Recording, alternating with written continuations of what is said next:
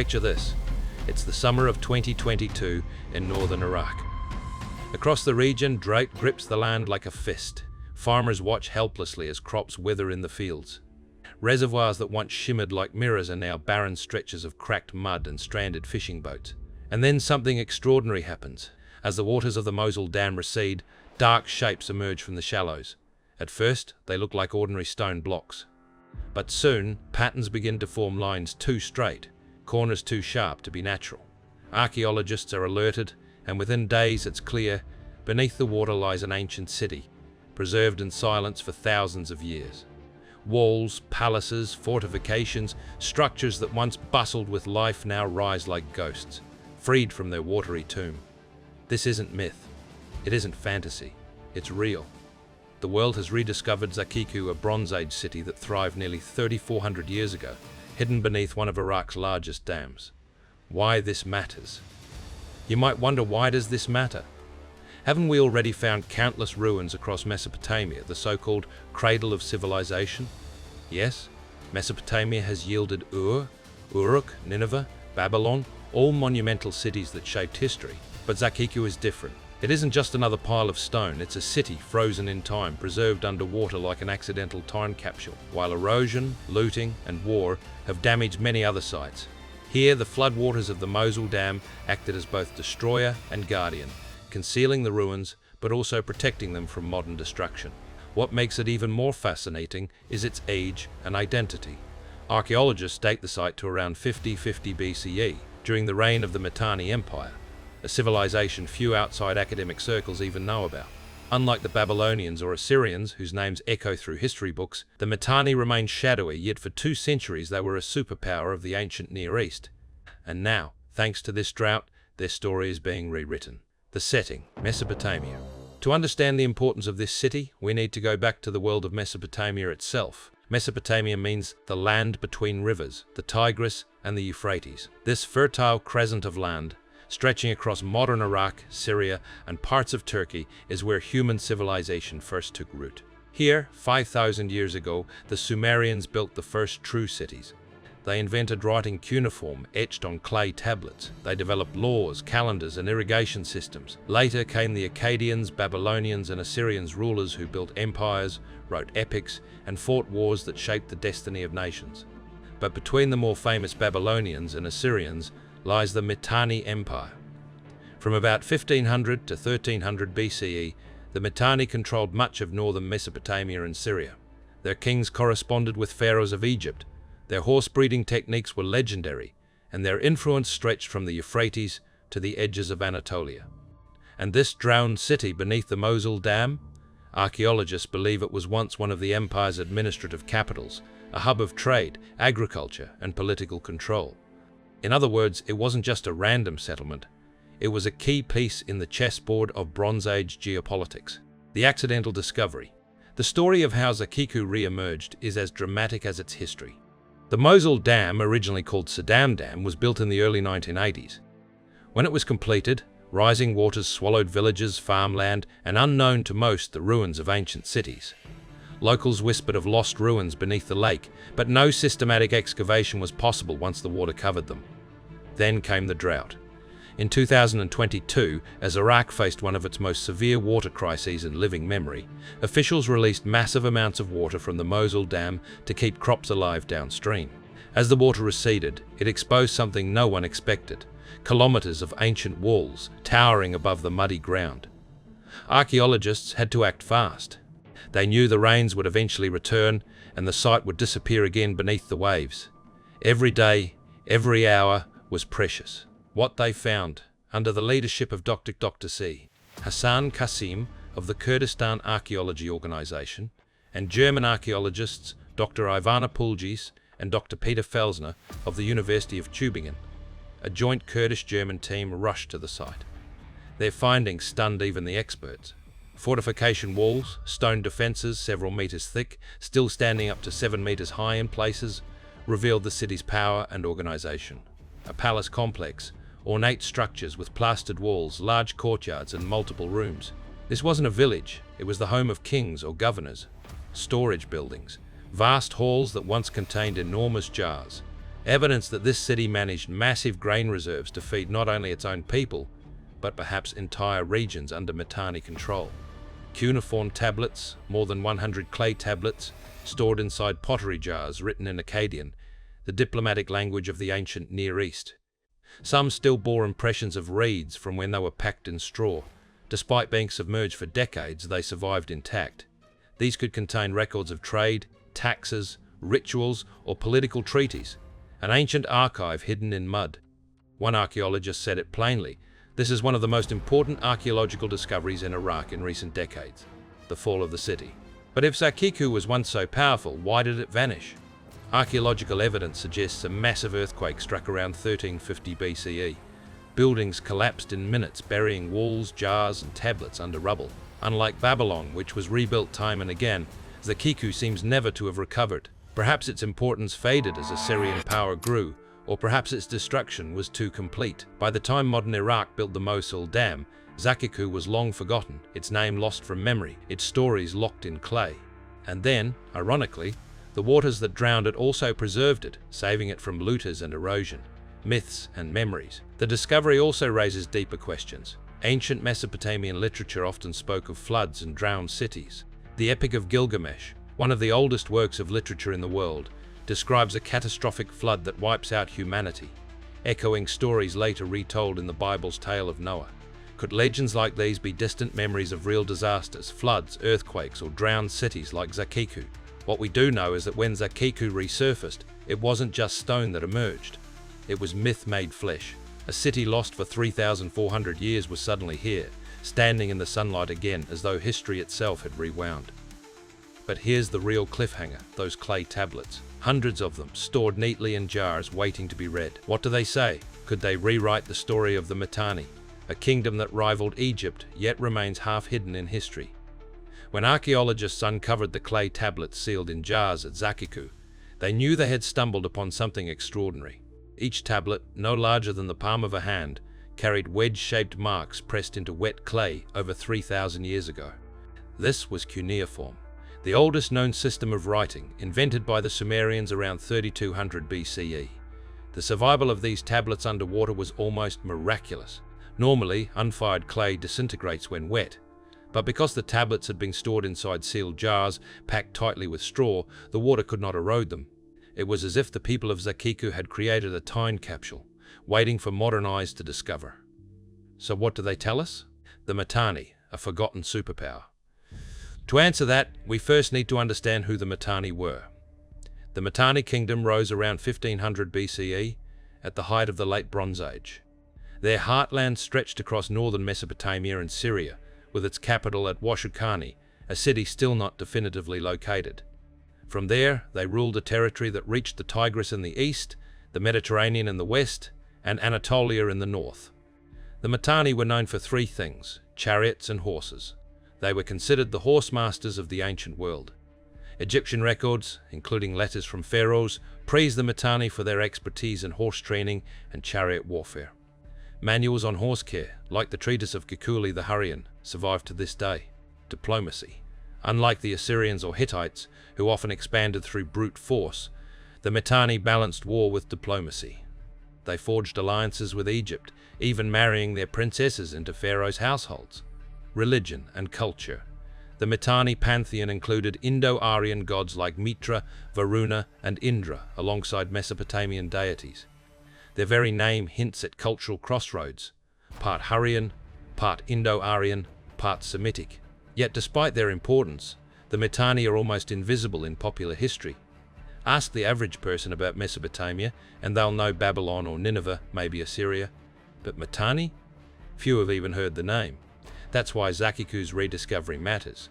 It offers a rare chance to lift the veil on this forgotten superpower. Letters across empires.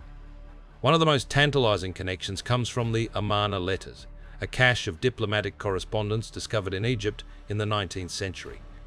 Written on clay tablets in Akkadian, they include exchanges between pharaohs and foreign rulers, among them the kings of Mitanni. For example, King Tushratta of Mitanni wrote directly to Amenhotep III and later Akhenaten, offering his daughters in marriage and cementing an alliance. In one letter, he speaks of sending gold statues and horses as gifts, emphasizing friendship. These marriages tied two great empires together, Mitanni and Egypt, as equals. Now imagine if the tablets from Zakiku hold similar records, regional orders, tax lists, or diplomatic instructions. They might reference the same kings. They might even provide clues about the elusive capital, Washukani, whose location remains one of archaeology's great mysteries, a city of power. What was Zakiku's role in all this? Archaeologists believe it served as an administrative center within the Mitanni state. Its massive granaries suggest it managed food supplies, not just for locals, but for redistribution across the empire. Grain wasn't just food, it was currency, power, and survival. Whoever controlled grain controlled armies, workers, and loyalty. The palace complex revealed plastered walls and multiple courtyards. Here, local governors likely presided over disputes, organized hunts, or hosted foreign envoys. The presence of fortification walls shows the city had to defend itself, proof that even under Mitanni rule, conflict simmered on the borders. The fall of the Mitanni. But the Mitanni story is also one of fragility. By around 1350 BCE, the empire began to unravel. The reasons are still debated, but several forces converged. Hittite expansion, the Hittites of Anatolia, rising in power, pushed southward and clashed with Mitanni territories. Assyrian resurgence. Once vassals of Mitanni, the Assyrians in Ashur grew strong and ambitious, eventually conquering Mitanni lands. Internal strife, some records suggest palace intrigue and rival claimants to the throne, weakened unity. Archaeological evidence at Zakiku points to a dramatic event, an earthquake around 3050 BCE. Entire walls collapsed in seconds, burying jars of grain and tablets under rubble. For the city's inhabitants, it must have felt like the gods themselves had struck. While some survivors may have rebuilt, the city never regained its prominence. Within a generation or two, Mitanni power faded, and Assyrian dominance took its place. The once proud empire slipped into obscurity, remembered only faintly in Egyptian archives. Echoes of catastrophe. What makes Zakiku's rediscovery so poignant is how it mirrors ancient stories of sudden destruction. Mesopotamian myths often speak of gods toppling cities in anger. The Bible describes the fall of Jericho's walls at the sound of trumpets. And here at Zakiku, we find a city literally brought down by the earth itself. When the earthquake hit, storage jars shattered, houses collapsed, and fires may have spread. Yet ironically, this very disaster helped preserve the city. Instead of centuries of rebuilding erasing earlier layers, the collapse sealed artifacts in place like Pompeii would, 1400 years later. Now, under the Drought's gaze, those same collapsed walls stand exposed again, reminding us how fragile even the mightiest empires are. Why it matters today.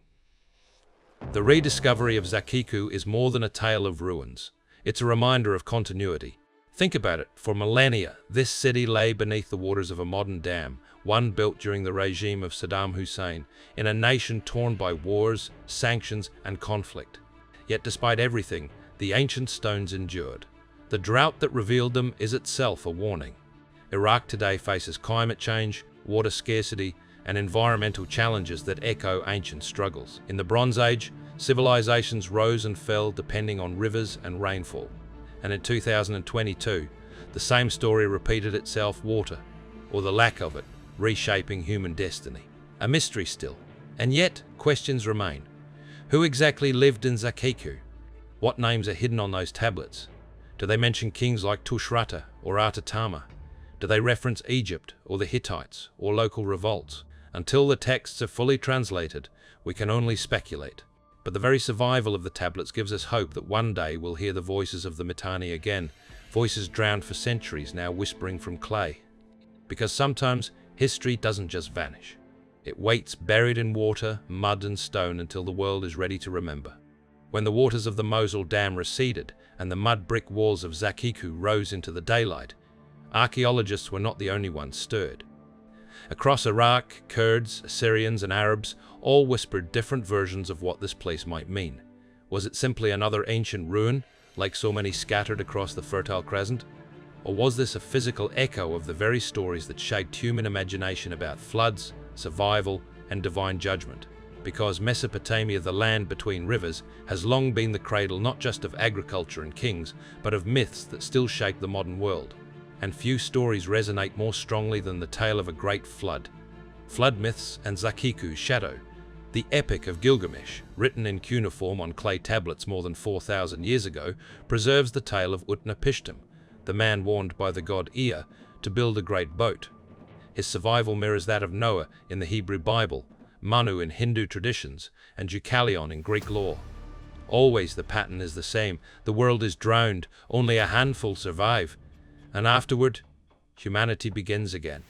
When researchers in 2022 examined Zakiku's mud bricks, they noticed watermarks, cracks, and signs of sudden collapse, reminders that the Tigris and Euphrates flood cycles were both blessing and curse. Could it be that stories like Gilgamesh's were not pure invention, but memories passed down from survivors of cities like this one, drowned, abandoned, and remembered in fragments until they became myth? Archaeologist Ivana Pulgis, who worked on the Mosul dam dig, phrased it cautiously: myth and archaeology don't always meet. But when people across millennia repeat the same story of floods and survival, and when we find evidence of drowned cities, it's hard not to listen. Parallels across the world.